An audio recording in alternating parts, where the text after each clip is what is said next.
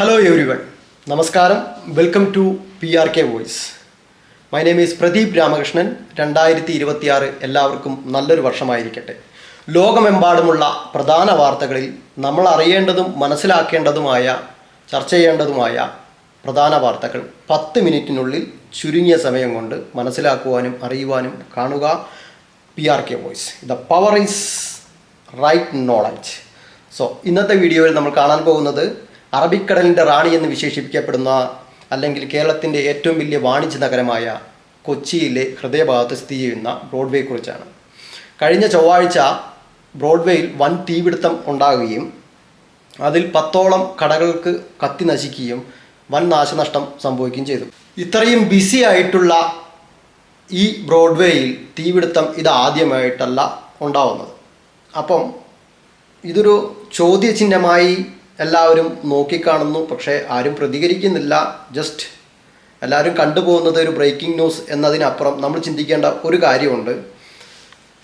ഇത് ജനങ്ങളുടെ സേഫ്റ്റിയെ എത്രത്തോളം ബാധിക്കുമെന്നുള്ളത് നമ്മൾ ഇതുവരെ മനസ്സിലാക്കുന്നില്ല. കാരണം എന്താണെന്ന് വെച്ച് കഴിഞ്ഞാൽ ഇപ്പം സംഭവിച്ചത് പോലും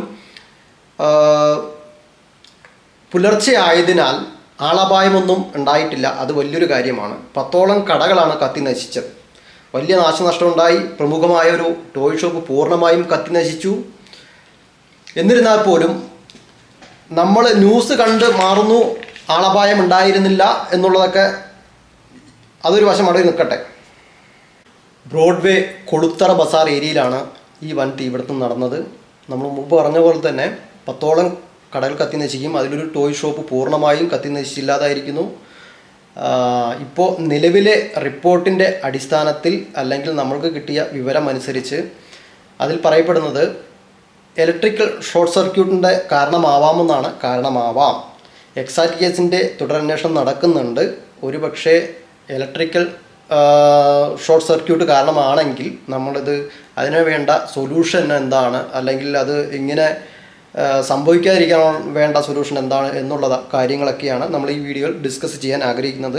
നിങ്ങളുടെ വിലയേറിയ കമൻറ്റുകളും അഭിപ്രായങ്ങളും ആശയങ്ങളും തീർച്ചയായിട്ടും കമൻറ്റ് ബോക്സിൽ അറിയിക്കുക. അറിവുള്ളവർ കാണട്ടെ. അത് നല്ലതെന്ന് തോന്നിയാൽ മറ്റുള്ളവരത് പാലിക്കട്ടെ. തീർച്ചയായിട്ടും കമൻറ്റ് ചെയ്യുക. പിന്നെ മറ്റൊരു കാര്യം, ഇത്രയും വലിയൊരു സംഭവം നടന്നിട്ട് ഒരു ആളപായം പോലും ഇല്ലാതെ അത് നിയന്ത്രാതീതമാക്കിയ ഫയർഫോഴ്സിനെ തീർച്ചയായിട്ടും മെൻഷൻ ചെയ്യണം. അവരെ അപ്രീഷിയേറ്റ് ചെയ്യേണ്ട കാര്യമാണ്. കാരണം എന്താണെന്ന് വെച്ച് കഴിഞ്ഞാൽ ബ്രോഡ്വേ പോലുള്ളൊരു തിരക്കേറിയൊരു ബിസി മാർക്കറ്റിൽ പുലർച്ചെ ആയതിനാൽ തന്നെ അവിടെ ആളപായം ഉണ്ടായിരുന്നില്ല. അത് വലിയൊരു ഭാഗ്യമായി കണക്കാക്കാം. എന്നിരുന്നാൽ പോലും എനിക്ക് ബ്രോഡ്വേയെക്കുറിച്ച് അറിയാം. ഞാൻ പോയിട്ടുണ്ട്. ബ്രോഡ്വേയിൽ പകൽ മാത്രമേ ഈ നോ പാർക്കിംഗ് കാര്യങ്ങളൊക്കെ ഉള്ളൂ. നൈറ്റ് സമയം മറ്റു വാഹനങ്ങൾ അല്ലെങ്കിൽ അവിടെ താമസിക്കുന്ന റെസിഡൻസ് ഉണ്ട്, അവരുടെ വാഹനങ്ങൾ അല്ലെങ്കിൽ ഈ പറഞ്ഞ ബിൽഡിങ്ങിൽ സ്റ്റാഫിൻ്റെ വാഹനങ്ങൾ ഇതെല്ലാം പാർക്കിങ് ചെയ്യാൻ അലോഡ് ഉണ്ട്. വെളുപ്പിന് എനിക്ക് തോന്നുന്നു 6 മണിക്ക് ശേഷം അല്ലെങ്കിൽ 7 മണിക്ക് ശേഷം മാത്രമേ നോ പാർക്കിംഗ് ഉള്ളൂ തോന്നുന്നു. അപ്പോൾ ആ സമയത്തെല്ലാം ഈ നാരോ റോഡ് ഒന്നാമത്, അപ്പോൾ ചെറിയ ചെറിയ റോഡുകൾ കൂടിയാണ്, ഓൾഡ് ബിൽഡിങ്ങുകൾ. അപ്പോൾ ഇതിൻ്റെ ഇടയിൽ കൂടെ എല്ലാം വലിയ മൾട്ടിപ്പിൾ ഫയർ എഞ്ചിനുമായിട്ട് ഫയർഫോഴ്സിന് ഇത്രയും വേഗം എത്തിപ്പെടാനും അല്ലെങ്കിൽ ഇതെല്ലാം നിയന്ത്രിതമാക്കാനും എല്ലാം ഇച്ചിരി കഷ്ടപ്പെട്ട് കാണും. അപ്പോൾ ഇത്രയും വലിയൊരു സംഭവത്തിൽ ആളപായമൊന്നും പറ്റാതെ അല്ലെങ്കിൽ 10ഓളം കത്തി നശിച്ചെങ്കിലും നഷ്ടമാണ് എങ്കിലും അവർ കൺട്രോൾ ചെയ്തതിൽ അവരെ അപ്രിഷ്യേറ്റ് ചെയ്യാതിരിക്കാൻ വയ്യ. So big salute Kerala fire force. ഈ സംഭവം ഗൗരവമായി ചർച്ച ചെയ്യേണ്ട ഒരു വിഷയമായതിനാലാണ് ഞാൻ ഈ വീഡിയോ ചെയ്യുന്നത്. കാരണം കൊച്ചിയിൽ മാത്രമല്ല ഈ സംഭവം അരങ്ങേറുന്നത്. നമ്മുടെ കേരളത്തിൻ്റെ മിക്ക നഗരങ്ങളിലും, പാലക്കാട് ആയിക്കോട്ടെ, കാലിക്കറ്റ് ആയിക്കോട്ടെ, തൃശ്ശൂർ ആയിക്കോട്ടെ, ട്രിവാൻഡ്രം ആയിക്കോട്ടെ, കൊല്ലം ആയിക്കോട്ടെ, ഈ പറഞ്ഞ മിക്ക നഗരങ്ങളിലും ഇത് വീണ്ടും വീണ്ടും ആവർത്തിക്കുന്നുണ്ട്.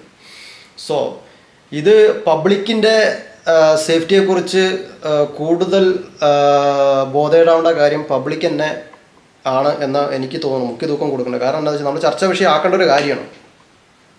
ഇതിപ്പോൾ ബ്രേക്കിംഗ് ന്യൂസ് കാണുന്നു, നമ്മളത് ഓക്കെ കണ്ടു, സ്കിപ്പ് ചെയ്തു, ആർക്കും ഒന്നും സംഭവിച്ചില്ല, ഓക്കെ സ്കിപ്പ് ചെയ്തു, കുഴപ്പമില്ല, കടകൾ മാത്രം കത്തി നശിച്ചുള്ളൂ. എൻഗേജ്. ഇത് പകൽ സമയമായിരുന്നെങ്കിൽ ഒന്ന് ചിന്തിച്ചു നോക്കുക, സിറ്റുവേഷൻ ടോട്ടലി സീൻ കോൺട്രയായ.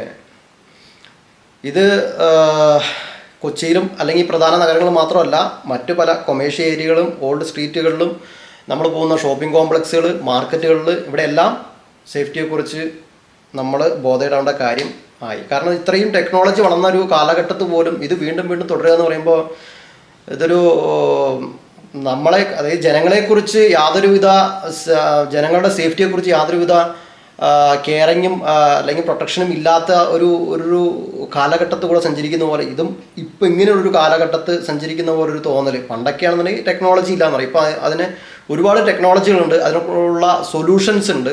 അപ്പോൾ അതിനെക്കുറിച്ച് നമ്മളിന്ന് കൂടുതൽ ചർച്ച ചെയ്യുന്നു. നിങ്ങളുടെ വിലയേറിയ അഭിപ്രായങ്ങളും ആശയങ്ങളും കമൻറ്റ് ബോക്സിൽ തീർച്ചയായിട്ടും അറിയിക്കുക. The power is right knowledge. കാണുക PRK വോയിസ്. ഇത് കൊച്ചിയിൽ മാത്രമല്ല വീണ്ടും വീണ്ടും ആവർത്തിക്കുന്നത്, കേരളത്തിൻ്റെ ഒട്ടുമിക്ക പ്രധാന നഗരങ്ങളിലും ഇത് സംഭവിക്കുന്നുണ്ട്. കാലിക്കറ്റ്, ട്രിവാൻഡ്രം, തൃശ്ശൂർ, ഇവിടെയൊക്കെ വീണ്ടും വീണ്ടും തീ പിടിക്കുന്നു. അപ്പോൾ നമ്മൾ ചോദ്യങ്ങളിലേക്ക് കടക്കാം. ഒരു പക്ഷേ ഇലക്ട്രിക്കൽ ഷോർട്ട് സർക്യൂട്ട് കാരണമാവാം ഇത് തീ പിടിച്ചതെങ്കിൽ ബ്രോഡ്വേ പോലുള്ള ഇത്രയും ബിസിയായ മാർക്കറ്റിൽ അല്ലെങ്കിൽ മറ്റു പല മാർക്കറ്റുകളിലും, കൂടുതലും എനിക്ക് തോന്നുന്നു ഓൾഡ് ബിൽഡിംഗ് ഉള്ള മാർക്കറ്റുകളിൽ അല്ലെങ്കിൽ ഇതുപോലെ ഓൾഡ് കൊമേഴ്സ്യൽ സ്ട്രീറ്റുകളിൽ, ഈ ഭാഗങ്ങളെല്ലാം ഓൾഡ് ബിൽഡിങ്ങിലെല്ലാം തന്നെ സ്വാഭാവികമായിട്ടും ഓൾഡ് ഇലക്ട്രിക്കൽ വയറിംഗ് തന്നെയായിരിക്കും. അപ്പോൾ ഇതെല്ലാം പുനഃപരിശോധന നടത്തണ്ടേ, അത് പഴയതാണെന്നെങ്കിൽ പുതുക്കി സ്ഥാപിക്കണ്ടേ, ജനങ്ങളുടെ സേഫ്റ്റി ഉറപ്പാക്കണ്ടേ? എന്താണ് നിങ്ങളുടെ അഭിപ്രായം? അതിന് വേണ്ട സൊല്യൂഷൻസ് നിങ്ങളുടെ പക്കൽ എന്തെങ്കിലും ഉണ്ടെങ്കിൽ നിങ്ങളുടെ അറിവുകൾ തീർച്ചയായിട്ടും ഷെയർ ചെയ്യുക. ചെറിയ അറിവ് ഒരിക്കലും ചെറുതല്ല, അതൊരു വലിയ അറിവ് തന്നെയാണ്. The power is right knowledge. തുടരുക, കാണുക PRK voice. As a common man അല്ലെങ്കിൽ ഒരു പബ്ലിക് എന്ന നിലയ്ക്ക് എൻ്റെ ഭാഗത്തുനിന്ന് എനിക്ക് ചോദിക്കാൻ തോന്നിയ ചില ചോദ്യങ്ങൾ എനിക്ക് വേണ്ടിയും നിങ്ങൾക്ക് വേണ്ടിയും ഞാൻ ചോദിക്കുന്നു. ഒന്ന്, fire and safety rules follow ചെയ്യുന്നുണ്ടോ? 2, ടൈം ടു ടൈം ഇൻസ്പെക്ഷൻ നടക്കുന്നുണ്ടോ? 3, എമർജൻസി എക്സിറ്റ് ക്ലിയർ ആണോ? 4, ഫയർ എക്സിക്യൂഷണർ വർക്കിംഗ് കണ്ടീഷനാണോ? അതോ ഇതെല്ലാം പേപ്പറിൽ മാത്രമാണോ? ഇത് ബന്ധപ്പെട്ട അതോറിറ്റിയെ ബ്ലെയിം ചെയ്യാൻ വേണ്ടിയിട്ട് അല്ല ഈ പറയുന്നത്. ബന്ധപ്പെട്ട അതോറിറ്റീസ് തീർച്ചയായും കൺസിഡർ ചെയ്യേണ്ട കുറച്ച് കാര്യങ്ങൾ കൂടിയുണ്ട്. അതും ഞാൻ നിങ്ങൾക്ക് വേണ്ടി അല്ലെങ്കിൽ പബ്ലിക്കിന് വേണ്ടി ഷെയർ ചെയ്യാൻ ഞാൻ ആഗ്രഹിക്കുന്നു. നിങ്ങളുടെ വിലയേറിയ ആശയങ്ങളും സൊല്യൂഷൻസും തീർച്ചയായിട്ടും കമൻറ്റ് ബോക്സിൽ അറിയിക്കുക. മറ്റുള്ളവർ കാണട്ടെ. The knowledge always power. The power is right knowledge. അഭിപ്രായങ്ങളും കമൻറ്റുകളും തീർച്ചയായിട്ടും ഇൻബോക്സിൽ അറിയിക്കുക. ഇതിൽ ബന്ധപ്പെട്ട അതോറിറ്റീസ് സീരിയസ്ലി കൺസിഡർ ചെയ്യേണ്ട കുറച്ച് കാര്യങ്ങൾ: 1, old building wiring compulsory replace ചെയ്യുക. 2, fire and safety audit for old buildings. 3, mock drills.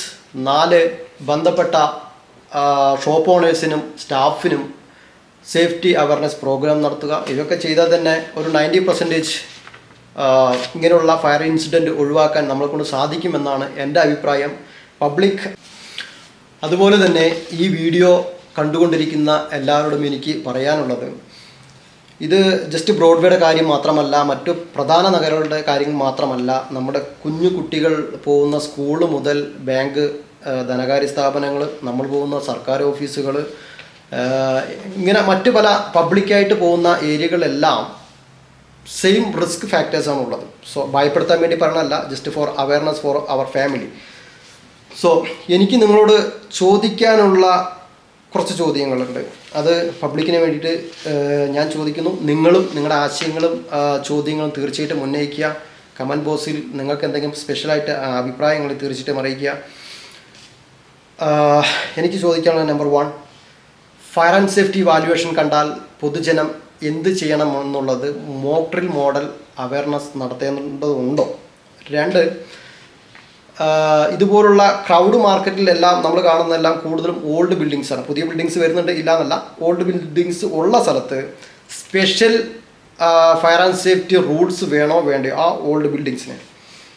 3-മത്തത് important ആണ്, എനിക്ക് തോന്നിയ ആശയമാണ്. ഒരുപക്ഷെ ഇത് സർക്കാർ ഓഫീസുകളിലോ അല്ലെങ്കിൽ ബന്ധപ്പെട്ട അധികാരികളോ ഓൾറെഡി ചർച്ച ചെയ്ത് കാണുമായിരിക്കാം. എന്നിരുന്നാൽ പോലും എനിക്ക് തോന്നി ഞാൻ പറയുന്നത്, ഏത് ബിൽഡിങ്ങിൽ തീ പിടിച്ചാലും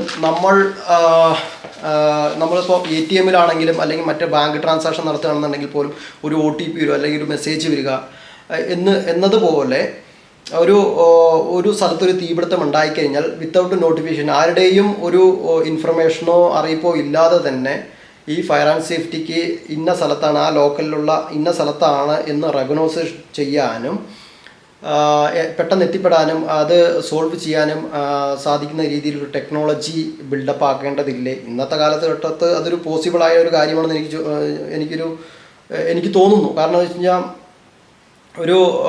ഞാനിപ്പോൾ ഉള്ളത് ജർമ്മനിയിലാണ്.